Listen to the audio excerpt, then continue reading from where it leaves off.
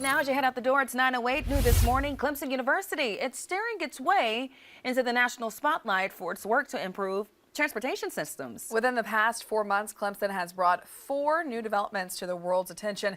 And Fox Carolina's Myra Ruiz is joining us live from Greenville with the latest.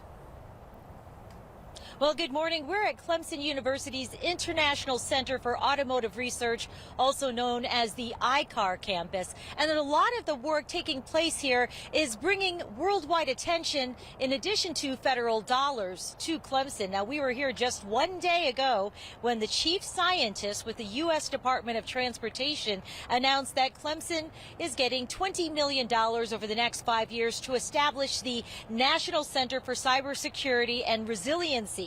Now, back in December, there was also an announcement of a $10 million grant from the Department of Energy to launch the Artificial Intelligent Manufacturing Paradigm, also known as AIM for composites. Now, using artificial intelligence in manufacturing can help better predict the failure of machines and also help make them work more efficiently.